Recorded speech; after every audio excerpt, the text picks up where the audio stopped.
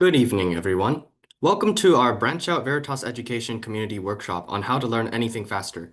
I'm Daniel He, and I will be one of your hosts for tonight.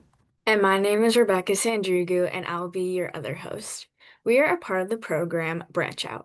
BranchOut is a nonprofit program with Veritas education leaders that was co-founded by Dr. Wuxian Wu and Mr. Richard Wang in 2015. The organization has grown from 20 student volunteers to over 150 student volunteers in 4 short summers. Our high school student mentors come from over 40 different schools across 4 states.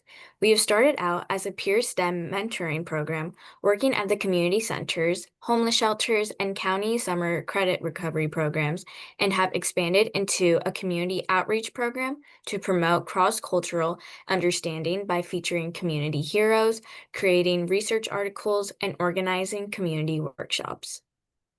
As an award-winning community engagement program, we have received endorsement from U.S. Congress, including Senator Tim Kaine and former Congresswoman Barbara Comstock. Additionally, our Innovator program won the U.S. Congressional App Challenge Award 4 years ago. As part of BranchOut's goal to promote civic engagement, community, and STEM education, we're extremely glad to have you with us today. Learning is a lifelong process, and each person has a unique way of learning. We have gathered a panel of distinguished experts to share their expertise on cognitive science. Before we start this panel, we'll be playing a short video celebrating BranchOut's 10th anniversary. BranchOut is an award-winning youth leadership program founded in 2015. BranchOut has many chapters in major U.S. cities. For more than a decade, BranchOut has connected through actions. BranchOut not only promotes STEM education, but also cross-cultural understanding and civic engagement. Multiple volunteering initiatives developing social skills. Meeting Massachusetts State Auditor Diana DiZoglio at State House. Trash pickup at the National Mall in Washington, D.C. Visit to a science lab at Harvard University. BranchOut focuses on building resilience, hope, and community, one story at a time. Empowering individuals to share their journeys. Empower, inspire, grow. Every year, 200 youth participate in the program and have helped over 1,000 students in various communities. I just want to say thank you to BranchOut for everything that you're doing to be able to help support students, helps be able to support young people in our community, especially those in underserved communities. I want to thank BranchOut for the opportunity to be part of this special celebration.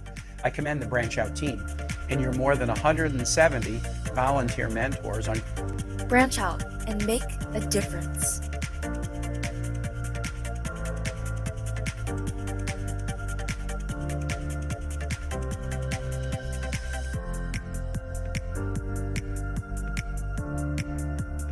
BranchOut offers several awards, including the Presidential Volunteer Service Award, Congressional Award for Youth Leadership, Congressional Award for STEM Education, Congressional Award for Entrepreneurship and Innovation, Congressional Award for Humanity and Arts, and Congressional Award for Environmental, Social, and Governance. Scan the QR code and reach out today.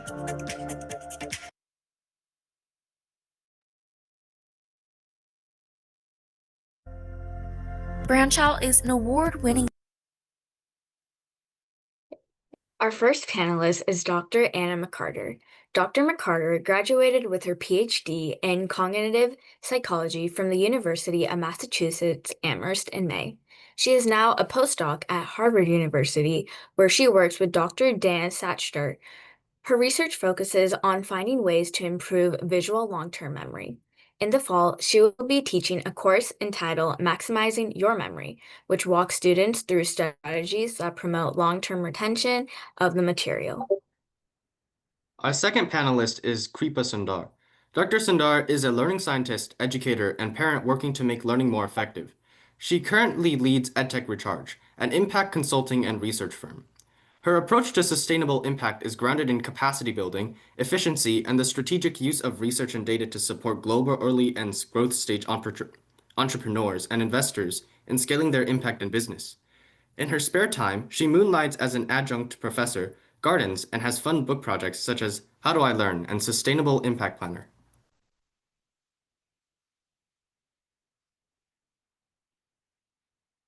Our third panelist is Stephany Rea. Stephany D. Rea, a PhD candidate at the University of Texas at Austin, began her academic career at a community college and a small liberal arts college. Observing the challenges students faced in studying sparked her interest in understanding the underlying reasons and finding ways to assist them. At UT Austin, her research focuses on effective learning strategies for long-term retention, motivational factors, hindering effective studying, and ways to integrate these strategies into classrooms. She believes this is an undertaking for both educators and students, and she has been focusing on finding ways that educators can apply effective strategies in the classroom that are time efficient and help students become better self-regulated leaders. Thank you all for being with us tonight. To start this panel, we're going to ask some general questions first. If any of our panelists have any thoughts, please feel free to unmute and share them. Our first question, directed to all of our panelists, is: does multitasking while learning negatively impact memory? Is there a right way to multitask without affecting information processing and retention?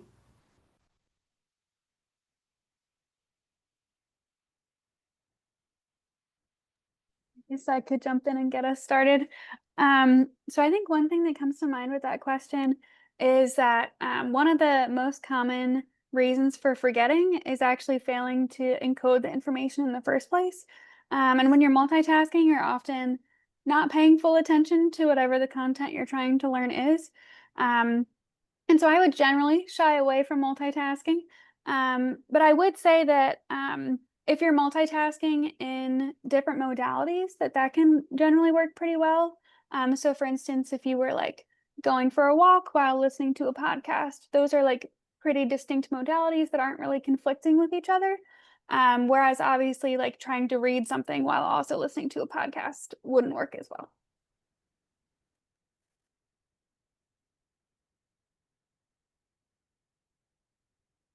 Okay, I'll hop in next. Maybe we kind of go in the same order they introduced us. Hi, everyone. My name's Kripa Sundar.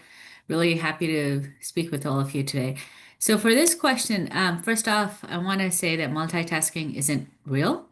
Our brains don't necessarily do two tasks at the same time if they both demand cognitive attention. So the example that Anna shared is a great one, right? When you're walking and listening to an ebook, or you're walking and, or you're swinging on your swing and reading your book, they're using two different things. You already know how to walk, so you're not necessarily paying cognitive attention to the act of walking, and thus you can multitask. But if you were to do two things that require your full attention, then it's unlikely that you're going to be able to do it at the same time. As someone who wears a lot of different hats, sometimes it feels like multitasking because we have four tabs open and we're going blop, blop, alt tab, alt tab, alt tab, alt tab. But the thing that we're really doing there is serially processing our tasks, right? We're doing step 1 to step 2 to step 3 to step 4, and then coming back of sorts. Will it impact memory? Yes. The question I ask you is, do you have to remember what you're multitasking? If you feel the need to multitask, then either you're not interested or paying attention to it, or perhaps it's not very important, right? So maybe think about those elements as you're thinking about multitasking and its effect on memory. As far as, is there a right way to multitask?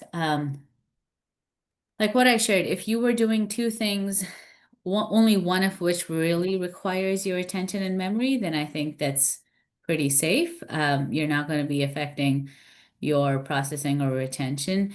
The other one, and I don't know if we're going to touch on this in this webinar as such, but is another strategy called interleaving, which is where you're kind of switching between tasks. All of them are productive, but you're almost like what you do in school, right? Like you start learning about the weather in kindergarten. By the time you come to high school, you're still talking about the weather, just using bigger words, more complex concepts, and kind of spiraling through. So when you're thinking about multitasking, that could be something you could do, is say, hey, you know what? I'm not able to quite do this. I'm going to work on my math concept. Let's say I'm working on algebra today, or for the first 15 minutes, I'm getting restless. I'm going to switch, do a different topic, and then come back to this topic. So that could also be another way to think about multitasking without hurting your learning. And also sometimes I have a habit of talking fast or rambling, so moderators, please feel welcome to cut me off if I do that, okay? Yeah, I honestly don't have much to add, Dr. McCarter and Dr. Sundar. You guys did a great job just explaining all my thoughts, so thank you for that. But the only addition I would have to this is that I understand we're busy.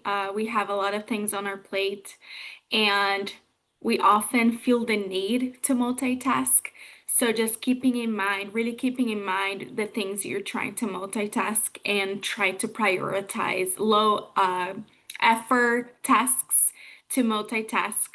Just as the example that Dr. McCarter shared, that was one of the examples that I was thinking, but I was thinking more about folding laundry. Don't really like doing that. So trying to combine tasks that are really low effort, as we understand we are very busy individuals. Yes, thank you so much for the insight, Dr. McCarter and Dr. Sonora and Dr. Rhea. As a high school student myself and as a rising senior, I've definitely have been under a lot of stress with different activities I have to do. And so multitasking is a way I try to, make my actions seem that I'm able to do things and really pay attention, but unconditionally, I'm really not doing it. And so I'm actually just putting even less effort than I wanted to before. And so it really is showing that multitasking is not really a real thing, as you've said. And so it is kind of hard to lose that multitasking mindset, but sometimes it's good for change. And I think that's a really deep insight about that. And so just to follow up on that question, are there any myths that you want to debunk about how we learn? Do we want to reverse the order and Stephany go first? We can do that. Yes. I really liked how Dr. Sundar, I kind of already got into one of the misconceptions about multitasking, which is not really a real thing. But one of the myths that I would love to debunk is actually learning styles. This is something that sadly I even learned as an undergrad student, that different individuals will have different ways to learn materials. So they call this learning styles. You might often hear students or even teachers or professors say things like, "I'm a visual learner. I only I learned best through listening," or things like that, as if they had an individual learning style that enhances or betters their learning process. And I really would like to highlight that the research has consistently shown that tailoring instructions to someone's preferred learning style is not going to help um, improve your learning outcomes. So this is one of the things I like to debunk. That's also not to say that you might not have preferences while you're learning things, but keep in mind that the way in which we learn things is really the same across individuals, not considering learning disabilities. But yeah, the takeaway that I kind of want to give with this, trying to debunk this myth, is that try not to box yourself into one style. Again, you can have different methods that you may prefer to learn, but staying flexible and using evidence-based strategies like retrieval practice or interleaving, like it was mentioned earlier, and we can definitely dive into those specific strategies later on more deeply. But engaging in evidence-based strategies is the key to actually learn and enhance your learning outcomes. So this is my take on trying to debunk some of these misconceptions that students may have out there. Awesome. I was very excited to see this question for you folks because one, kudos to you folks even realizing that there are myths about how we learn. Many people don't quite get there. So I think I want to second what Stephany said in terms of the learning styles. It's a very common thing, very, very common belief. And I can already, although I can't see any of your faces necessarily, I can hear that, oh, shush, that's how I learn. So to those of you, I want to kind of point out one thing, right? it is easy for us to believe in learning styles because it feels very natural to us, right? The thing we want to remember, fundamental to all learning, is, are you putting in the cognitive effort? Are you paying attention to what you're learning? If you precondition yourself to believe that you learn in only a certain way, you are more likely going to put in effort to learn only in that way, right? But fundamentally, what cognitive science teaches us is that we learn best when we can intake information in more than one form. And that's not going to be the same two sets for everybody or for every subject.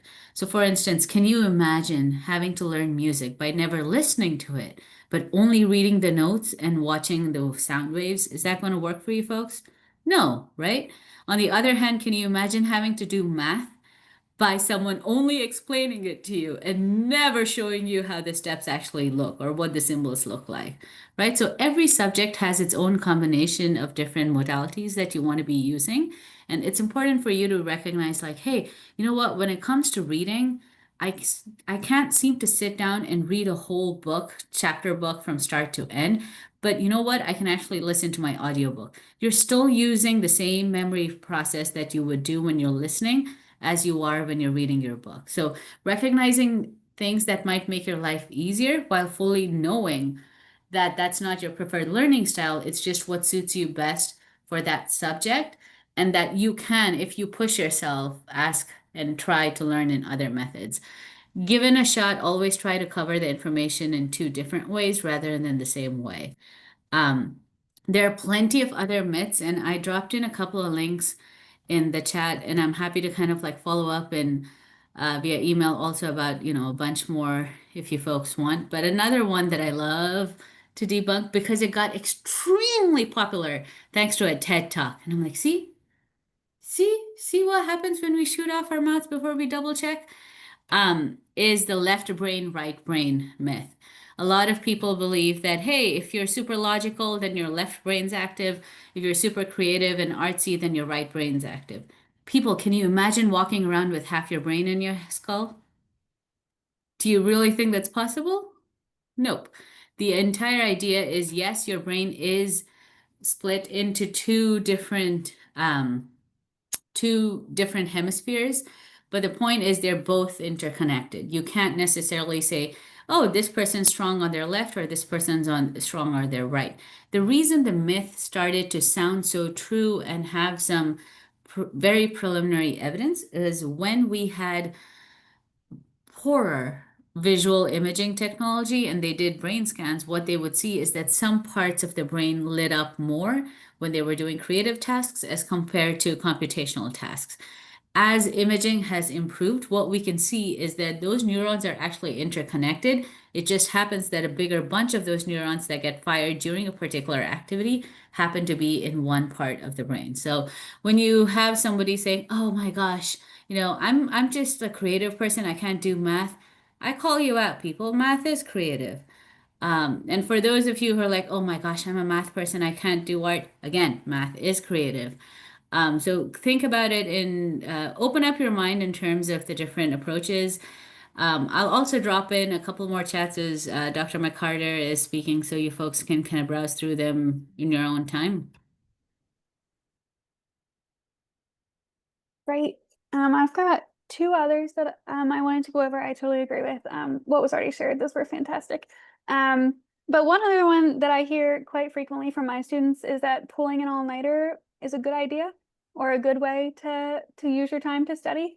But there's so much research showing that your memory is what's called like consolidated while you're sleeping, so like really solidified. And that sleep is very important for actually like keeping those memories long term. So that's a very common misconception. It would definitely be better to study some before you go to sleep and then get a good night's rest, and you'll do better on that test and on the rest of the course than if you stayed up the whole night trying to study. And then another one that I wanted to touch on, which I guess is more for teachers, but I feel like you all could potentially bring it up with your teachers, is that lecturing is a good way to learn or to teach content.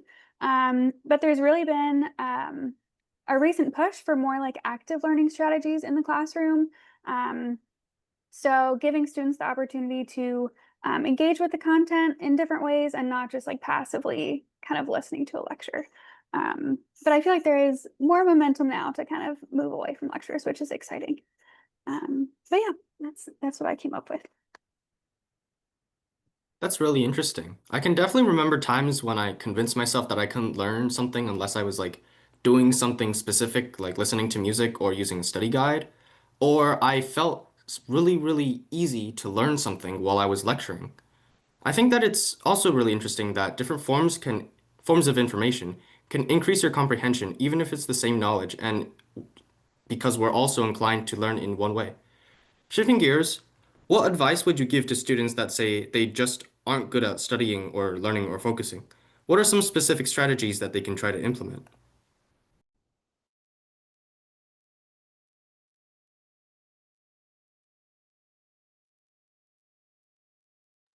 Guess I can get us started on this one. So I would say that studying can really be a fun activity, but that often we don't necessarily think of it that way. I know a lot of people study with like rereading a textbook or like rereading their notes. And that's obviously not the most exciting. But there are many other strategies to study. For instance, you could like create a script of like a play that goes through the different atoms that you're learning, or drawing pictures or concept maps. Like there are ways to make your studying like very active and interesting. And so I think that can definitely be helpful for people who don't necessarily feel like they're good at it or can't sit down and read for a long amount of time. But then also in terms of being able to focus, one other thing that I would add is to like have a dedicated study space that is not your bed. Because it's called like context dependent learning. We kind of encode a lot of like what our environment is or what our space is when we're learning. And so if you have a dedicated space for learning, when you sit down there, you'll be able to focus a lot better than if you're, trying to study in your bed where your body automatically thinks it's time to sleep, or other places. Yeah. Yeah. Do you want to go, Dr. Sundar? Okay. Go ahead, Stephany. Let's switch up the orders. So I want to second what Dr. McCarter said. And I also want to once again highlight that we all feel like that at times. We all feel like we are not good at something. We're not good at studying or learning a specific concept. I have been at school for over 10 years and I studied learning and how to study better. And I still feel that way sometimes. And it's really hard to catch yourself feeling like that when you're promoting learning effectively in the classroom. So I just wanted to start by emphasizing that I get it. We feel like that. But as mentioned before, there are ways in which we can improve those negative feelings that we might face when learning new things, right? And I wanted to also highlight that it's not that you're not good at studying, but rather you maybe just haven't found the right technique for you. Like Dr. McCarter said, maybe finding a fun way to study, maybe make a game out of it, using effective learning strategies like self-quizzing yourself, make a point system, try to challenge yourself, again, trying to make it fun and more engaging, and finding those ways in which you can really enjoy the learning process, the studying process, may one, help you feel more focused while doing that. And two, it may help you really find that you actually like studying. You just were using studying methods that were just maybe boring for you or were less effective in capturing your attention in a way that you find learning and studying really fun. And the other thing that I want to highlight here is that it's really important to focus on progress and not perfection. And I feel like a lot of those negative feelings that we might face when we're studying for things is because we fail at times. We don't get the question correct. We don't get the grade that we really wanted for an exam, but really focusing on the progress, comparing how much you knew when you started and how much you know now, may be a really important factor that you need to keep bring your attention to highlight that that's just how learning works. We are not going to get things right all the time. We just need to really focus on improving a little bit every time we study. Sorry, I feel like now I was rambling. Okay, what advice can I give? So, a couple of things, folks, right? Studying and learning are not the same. Performance and learning are not the same. Scoring in a test is not the same thing as having learned something. Okay. Full disclosure, there have been plenty of exams that I have crammed the previous night, passed, and walked through because I don't care two hoots about what happens to that paper the minute I walk out. But the things that I do care about, I started early. The things that stuck are the ones that I've engaged in, right? So I am easily twice, at least twice, most of the people's ages here, I assume, if you're all in high school, right? So something I want to kind of remind you folks is stop taking so much pressure on yourself. It's not the end of the world. It feels like it, but it's not. So definitely think about where your attention is going and whether you're focusing on learning or just studying. And trying to ace every single exam, every single subject all the time is going to create so much stress in your head, which interestingly actually counteracts all of your hard work to try and learn those subjects. Stress, not eating, not sleeping, not exercising, all of those can have strong and potent detrimental effects on your memory.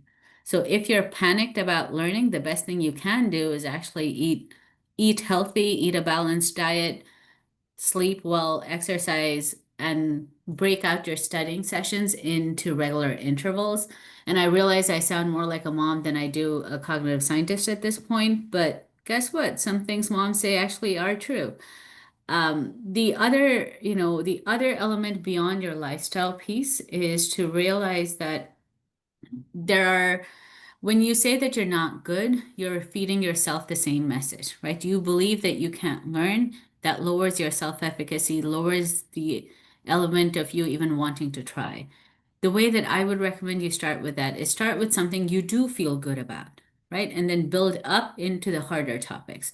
There is no real subject which all of us will unanimously say, that sucks. Like, yes, it might suck, but there are definitely elements of it which you feel you're pretty good at. So start with those easier ones, conquer the easier ones, the smaller ones, build up to the more difficult tasks when you feel like you're better able to do it.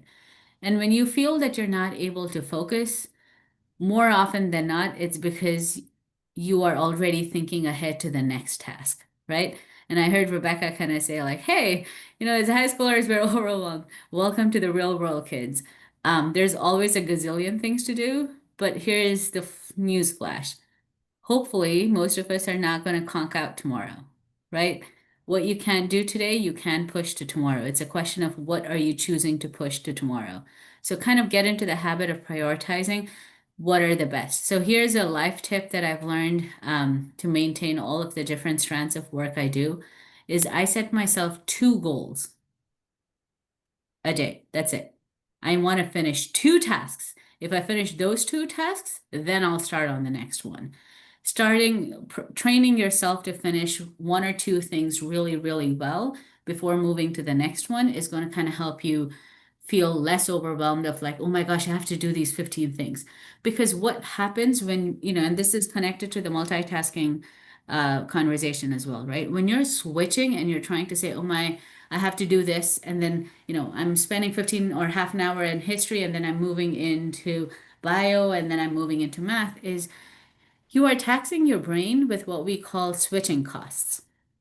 Every time you're switching a task, your brain has to again go back, dig out the information of, oh, wait, what did I remember about this topic? What do I have to learn? What do we have to do? You're wasting your cognitive energy trying to multitask. If you were able to kind of finish off one chunk of the work before moving to the next subject, you're more likely going to be able to kind of make that transition more smoothly. Does this help, folks? It's kind of hard for me to tell and I can't see you folks, but do let us know.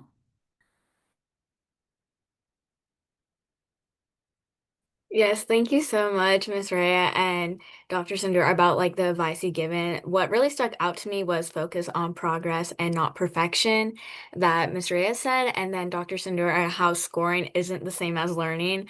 I can definitely say that I've always like pushed those thoughts aside and always just like wanted to be the best person I possibly could be and try to push myself. But I tend to forget that I'm also human. Perfection isn't in my nature and isn't in no one else's nature as well. And so trying to learn how to take a step back and just really make sure that you aren't overwhelming yourself and overwhelming your brain really does help and is very reassuring that you guys who are very educated and very experienced in this field are saying this. And so we really am trying to implement that into my lifestyle and try to hopefully that others are able to do that as well. So moving on, these questions that we're going to be asking now are going to be more directed towards our panelist.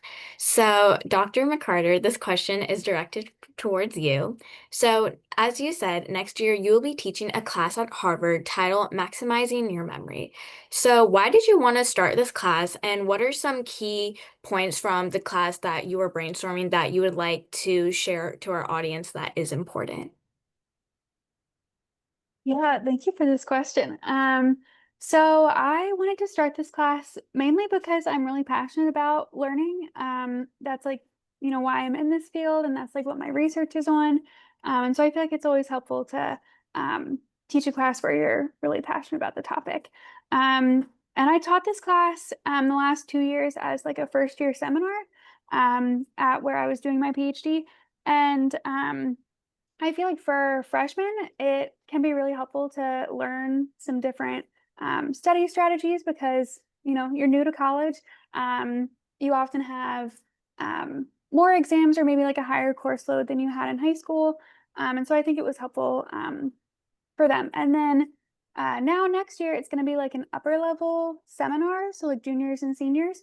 So I'm excited to dive a little bit deeper into like the neuroscience behind why these strategies are effective. And yeah, I wrote a few down that are on the syllabus that I can like unpack a little bit more. Flashcards are a great way to get some kind of repetition of the material. I think that's a common misconception that you can just kind of read things once and like it'll be in there. Your brain needs like a lot of repetitions.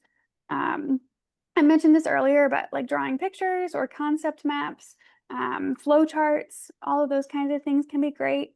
We're gonna have a unit on like rhymes, songs, and raps because the both like emotion around songs, but also the rhythm of them kind of gets it more stuck in your head.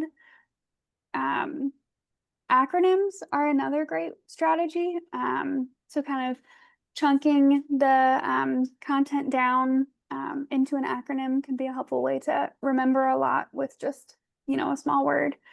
And then the last one that I'll touch on is practice tests. I think we've already talked about this a little bit, but it makes a lot of sense that in order to prepare for a test, a good way to study is to do a practice test. So kind of training your brain on like when I get a question, what do I need to recall or what things are important here, can make the test both like less stressful, but also your brain be like more prepared for questions. Yeah, so that's a few of the topics that we're going to be going over. I think these strategies really stick out with me as a freshman or past freshman, because I really never thought that rhymes or rap could help with memory, because I honestly wasn't really doing anything but just studying with practice tests and flashcards and all of the basic stuff. And it was only really when I explored through different directions that I kind of just found out that other ways of learning existed. So, thank you for that insight. This question's for you, Dr. Sundar. As the leader of EdTech Recharge, an impact consulting and research firm focused on supporting EdTech companies, how do you think AI affects learning? How should students best take advantage of AI to learn? Yay! It was a very good question here. So, how does AI affect learning? AI can be applied in lots of different ways. For those of you who are still kind of curious about this, the more you understand neuroscience or cognitive science, the easier AI is to learn too. So, you might as well hit two stones with one and dip your toes into cognitive science a little bit. The fundamental thing with, based on how AI is used, a lot of people right now are using it more to create content, create test questions. I think the key piece you want to remember is if AI generates your answers for you, you haven't learned anything. So that's not a great use of AI. Some great uses of AI is to actually showcase, you do your response, even if it's a bullet list, whether it's an outline or a bullet list, you do your thinking, put it into any of the generative AI engines. Or, I mean, again, when we say AI, I assume we're focused on more of the LLMs than any of the other types of AI models that are out there. Put it into any of your models and ask it questions to ask the AI to push back on your thinking, or give it some of the content that you're really struggling with and ask it to ask you specific questions, or practice explaining that concept to AI and have it ask questions. A lot of AI is pretty good at role play. So if you were to say, hey, pretend you are, a freshman student and I am tutoring you on this topic, what are the kind of questions you'll have for me? And then practice trying to respond to those questions. You can also always use it. I most recently used it in this way, is to pressure test my own thinking, right? Sometimes it talks bull. Sometimes. Most of the times it's pretty smart, but sometimes you're like, wait, what? Do you need a break, brother? And that's one of those things that you can do, right? Look at the responses that AI does give and then start critiquing that. Because sometimes when you're reading carefully for critique, you end up identifying what's missing and what's adding. This is a great use of your rubrics. Like in classes, if your teachers give you rubrics and you're not quite sure how to read them, try having AI generate a response and then try grading it to see how is that going to work. There are lots of other ways too. I would say these are the top few.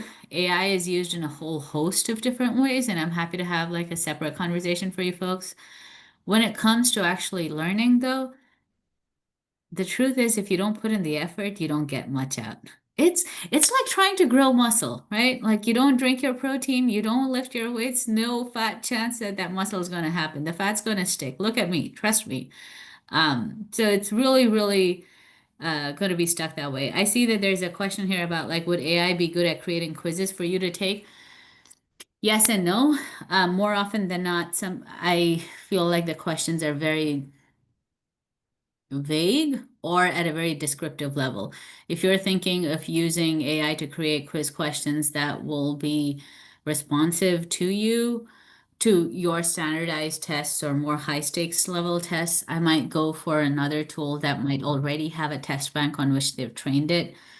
My garnish for you folks is wherever you see AI, take a step back and think critically. You guys are smarter than you think you are, so just ask yourself the harder questions and say, okay, does this make sense?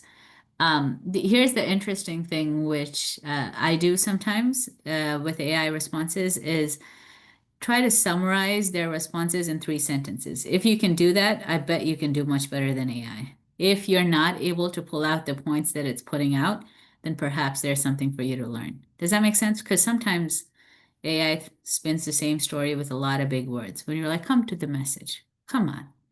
So does that help, folks?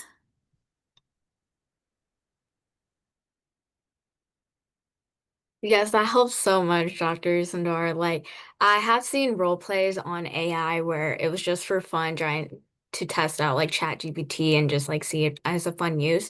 But using it for studying is actually a very interesting perspective that I've never thought about or anyone has mentioned. And honestly, in a way, have seen it when I've used ChatGPT sadly to like help me with my homework. And I have seen like it would give me wrong answers, and I would think, oh shoot, I'm such at a loss now. Like it's not giving me the answers. I don't know what I'm doing. But hearing you say that sometimes you have to just like critique the answers AI gives you, is actually really beneficial because with that, when I was critiquing it, I've learned more from the wrong answers of AI than when it's giving me the correct answers that you've like summed up perfectly. There's And one more thing real quickly. Sorry to interrupt.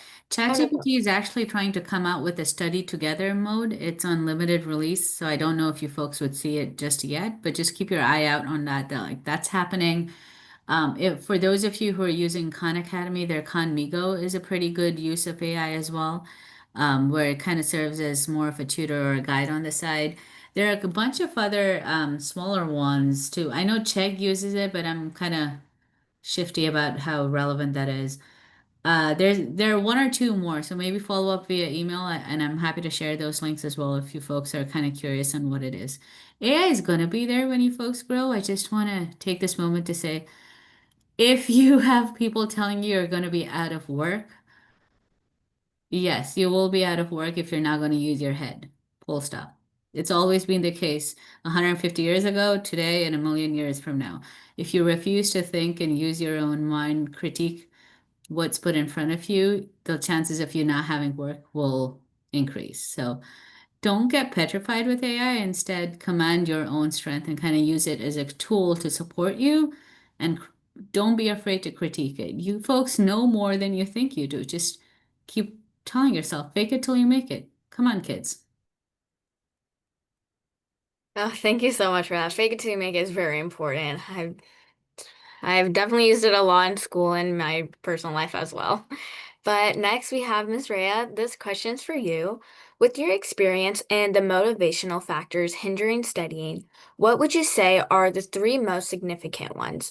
Furthermore, how can students limit the negative effects of such factors? Yeah, so in my work, I have directly asked students what they find challenging when they try to incorporate effective learning strategies to their studying. So more specifically, these are strategies that we kind of have mentioned a little bit, but basically strategies that make you really engage with the material, be very active as you're encoding all this information.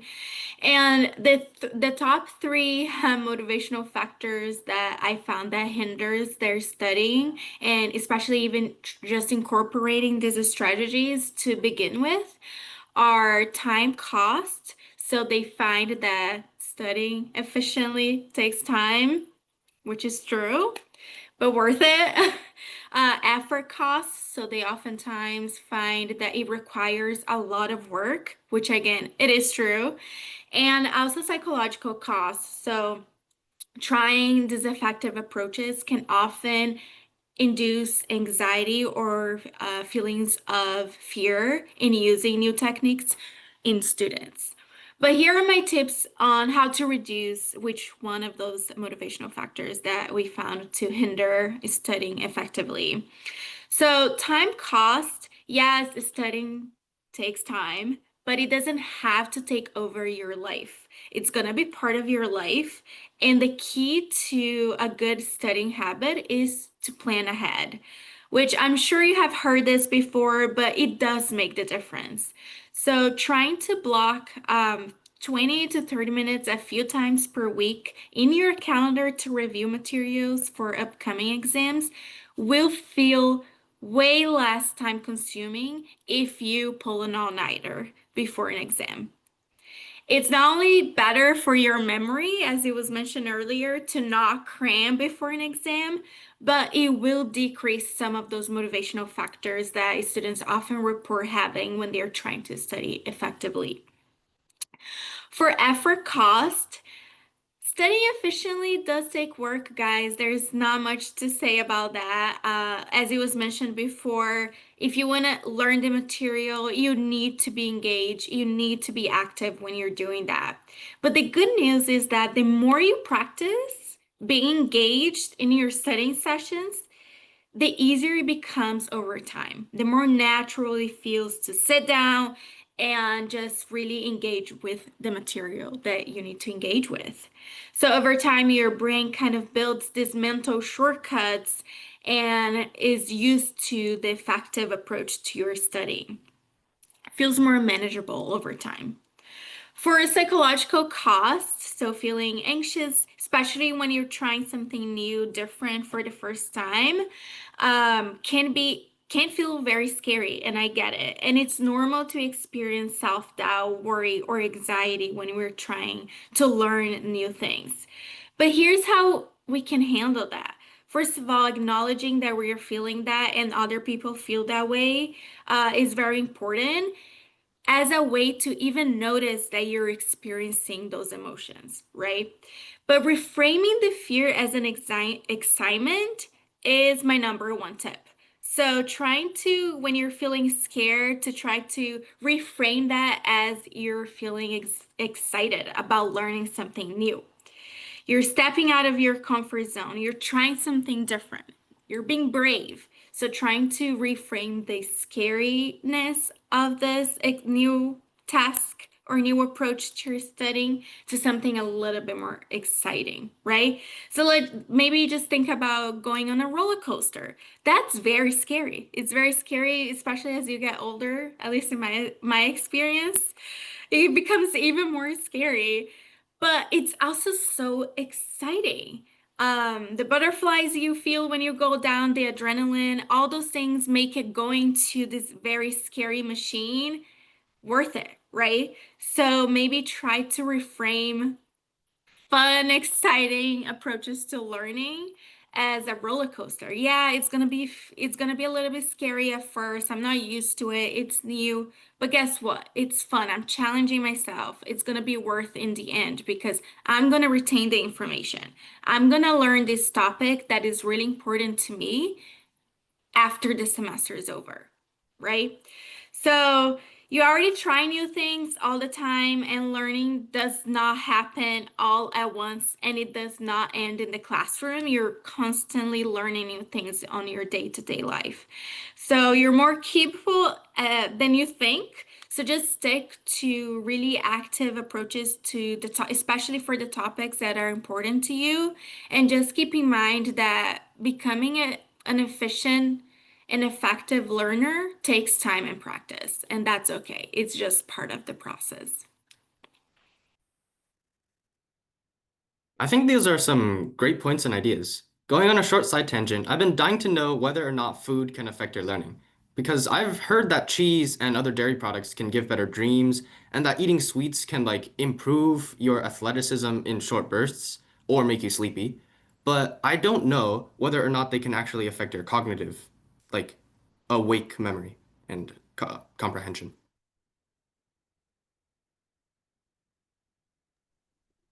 So your body is an ecosystem. Let's ground that in, right? Everything you do will affect your brain. You are your brain in a good sense, the largest part of the word, right? So anything you do or don't does affect your brain. To what extent? Is it a meaningful impact? Is it an irrelevant impact? Is going to vary, right? If you are constantly on a junk food diet, which I have no shame in telling you folks, when I was in 12th grade, I basically survived on tea and chocolates. For what joy, I have no clue, and maybe instant noodles. It was a pathetic diet. Um, it Not recommending the diet by any means at all, people. Just saying, like, when we eat that kind of a crappy diet, it does influence how our brain processes, right? When you're younger, your body is better able to metabolize it and still give you the kind of energy you need. But when your nutrition drops, your energy drops, it's kind of like it's a very tightly connected system. It might not hurt you immediately, but it might end up hurting you in the long run. So if you don't sleep, I've definitely worked for 36 hours straight and walked off feeling like I'm an awesome rock star. I would never do that again. I was like, nope. Not because I can't, but it does impact your health, and your brain's a big part of your health. Because if you mess up any of the hormones in your body for whatever reasons, whether it's by the wrong types of food, insufficient sleep, taking things that you shouldn't be taking, any of those things can turn off your memory. So can food influence it? Yes. Are there robust studies on how eating specific kind of brain food diets are going to increase your brain power? I don't think so. I don't think you can change your diet 6 weeks before your test and ace the exam. That's going to take more learning than the right eating habits. Does that help? Yeah, that helps a lot. So, moving on. Now, I think we should open up the panel for any questions for the viewers. Feel free to type some questions in the chat.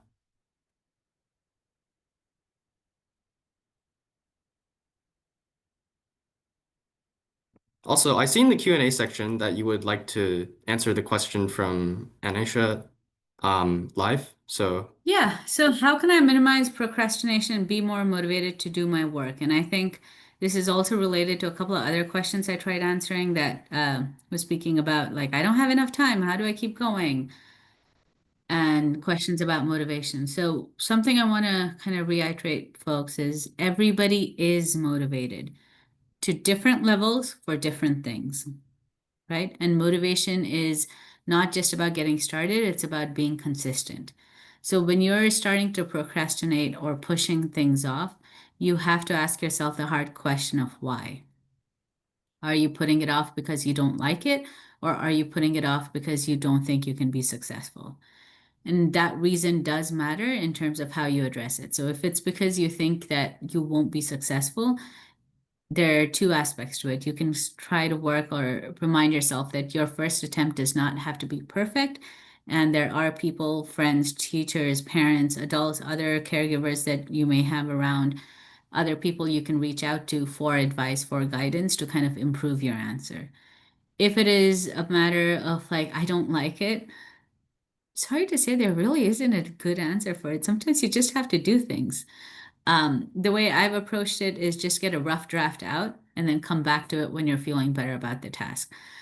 For procrastination, that's my best answer, but I'm very open to hear if the panelists have other ideas on it too.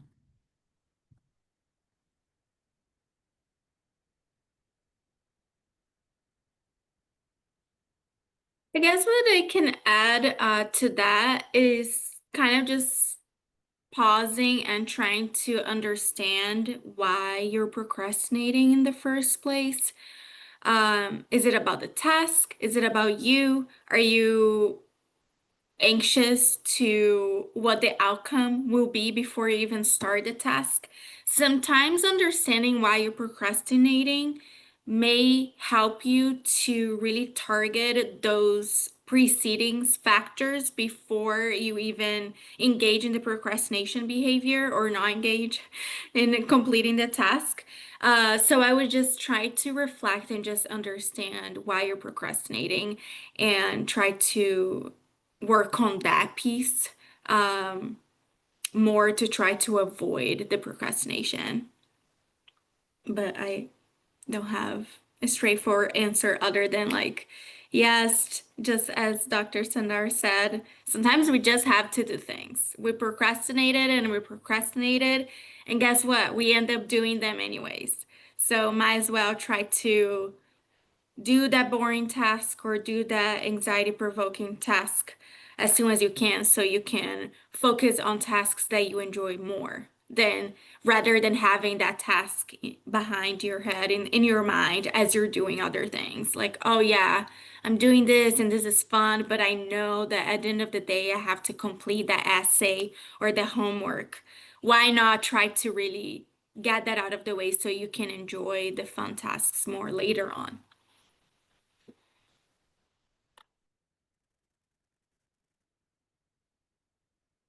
Oh, yes. Thank you so much, Dr. Sundar and Miss Rhea, for the insight of that. And we were looking at a chat, and there was this one question that really stuck out. And the question was, is night owl and a morning person a myth, or is there science behind it?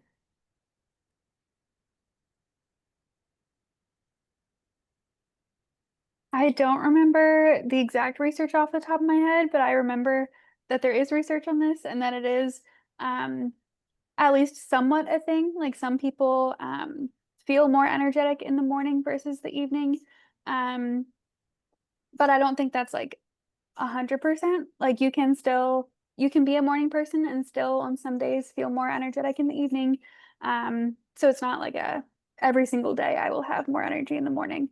But there is definitely some research behind it.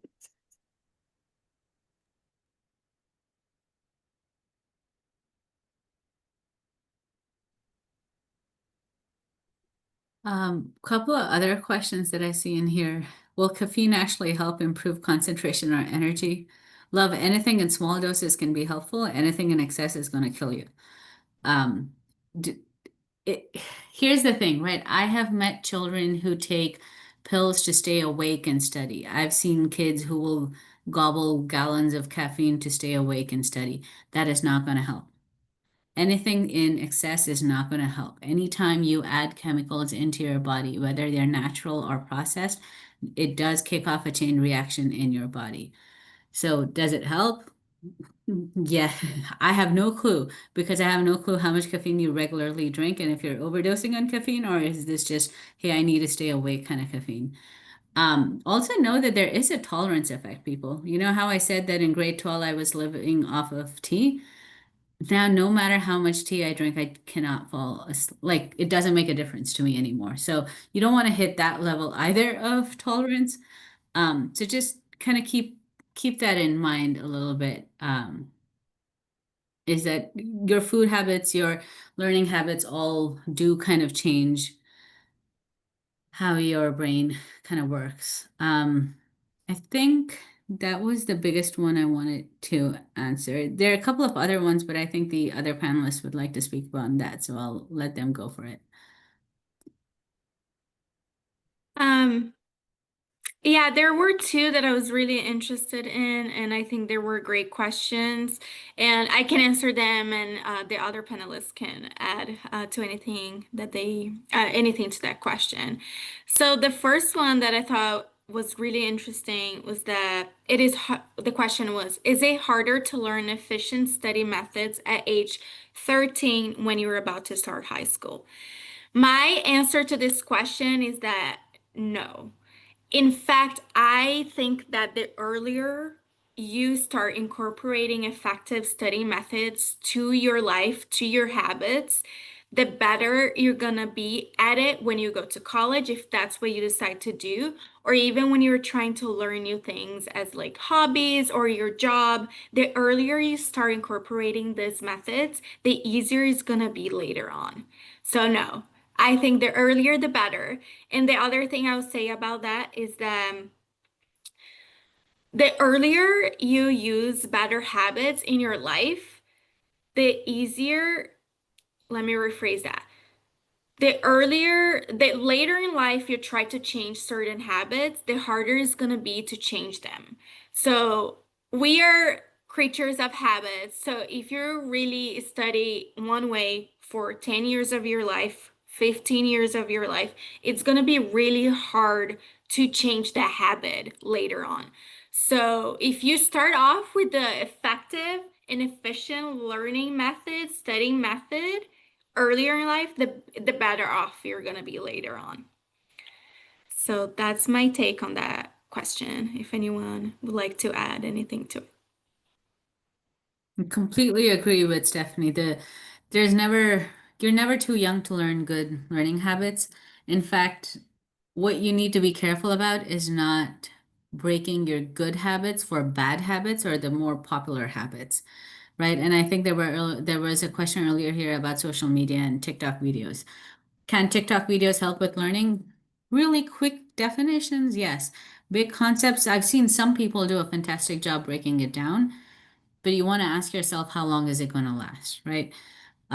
When you are practicing your good habits, like I know some kids who love their highlighter, which is great if you know what you're highlighting. If you're highlighting half the paragraph, brother, it's not going to help you, right? So really being able to differentiate what works and what doesn't. And I know in the chat, I'd put in like a couple of different articles about just good study habits and stuff as well. And I'm happy to talk with folks anytime about these kinds of things as well. So definitely the earlier you start, the better. In fact, I actually put out a book for little kids, like 7 years and younger, on just different ways or like key learning principles to know about. So definitely start early.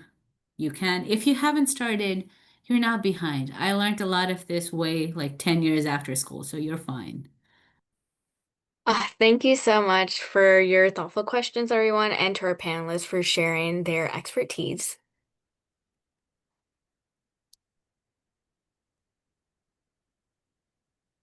And so, Sorry, guys.